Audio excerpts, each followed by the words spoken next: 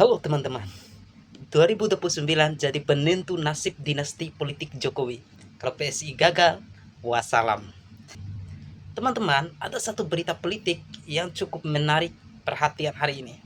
Seorang pengamat menyebut bahwa tahun 2029 bisa menjadi tahun yang sangat menentukan bagi masa depan kekuatan politik keluarga Jokowi. Bahkan ada pernyataan yang cukup keras, kalau PSI gagal masuk parlemen, maka bisa menjadi masalah serius bagi keberlanjutan pengaruh politik Jokowi. Nah, pertanyaannya adalah, benarkah pemilu 2029 akan menjadi pertarungan hidup mati bagi kekuatan politik keluarga Jokowi?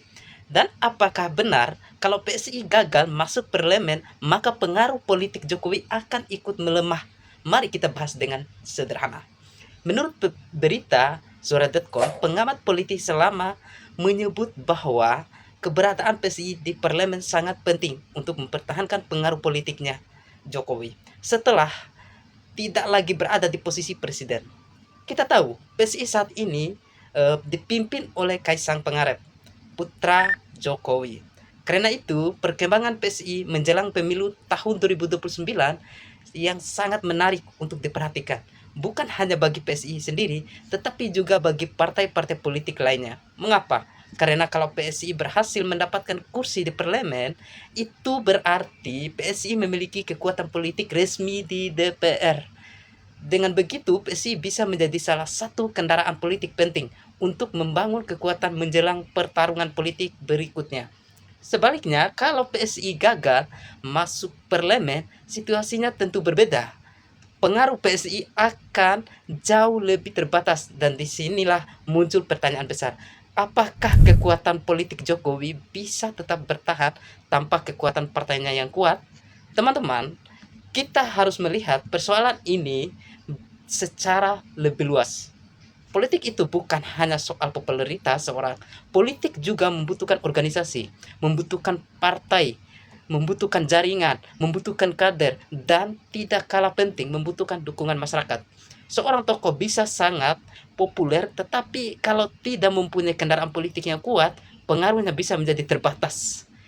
Inilah yang membuat pemilu 2029 menjadi menarik.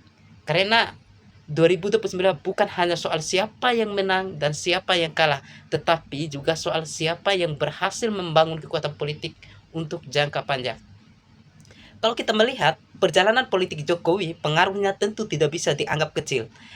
Selama 2 periode menjadi presiden, Jokowi mempunyai jaringan politik yang sangat luas. Setelah tidak lagi menjadi presiden, tentu muncul pertanyaan, seberapa besar pengaruhnya Jokowi tanpa jabatan presidennya?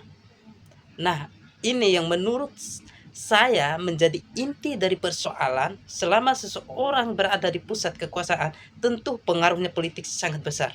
Tetapi setelah tidak lagi memegang jabatan, pengaruh tersebut harus dibuktikan melalui kekuatan politik yang nyata.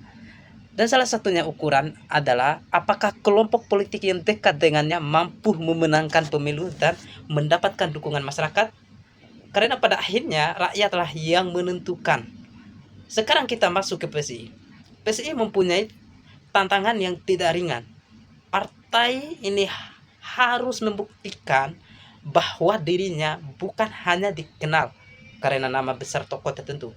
PSI harus membuktikan bahwa mereka mempunyai program yang menarik bagi masyarakat, bahkan program-program yang menyentuh langsung terhadap masyarakat, yaitu mempunyai kader yang kuat, mempunyai mesin politik yang bekerja, dan yang paling penting mampu mendapatkan suara yang cukup untuk masuk parlemen. Kalau berhasil, tentu itu menjadi pencapaian politik yang penting, tetapi kalau gagal, maka pertanyaannya terhadap masa depan PSI akan semakin besar. Dan otomatis, pengaruh politik yang dibangun melalui PSI juga akan ikut dipertanyakan. Yang menarik adalah pernyataan pengamat yang mengatakan, kalau tidak, ya wassalam. Kalimat ini tertentu terdengar keras, tetapi sebenarnya pesan politiknya cukup sederhana. Artinya, kalau PSI tidak berhasil menjadi kekuatan di parlemen, maka mempertahankan pengaruh politik keluarga Jokowi melalui PSI akan menghadapi persoalan yang sangat besar. Namun apakah itu berarti kalau PSI gagal, maka Jokowi otomatis selesai dalam politik? Belum tentu. Ini yang harus kita bedahkan. Gagalnya sebuah partai tidak otomatis berarti berakhirnya karier atau pengaruhnya seorang tokoh. Dalam politik, selalu ada kemungkinan lainnya. Bisa bergabung dengan kekuatan politik lain, bisa membangun koalisi, bisa menggunakan jaringan politik yang sudah ada, atau bahkan muncul kekuatan baru. Jadi menurut saya, jangan sampai kita memahami pernyataan tersebut secara terlalu sederhana. PSI gagal bukan berarti seluruh pengaruh Jokowi langsung hilang. Tetapi memang PSI gagal akan menjadi pukulan politik yang cukup serius. Terutama jika PSI diposisikan sebagai salah satu kendaraan penting untuk mempertahankan pengaruh politiknya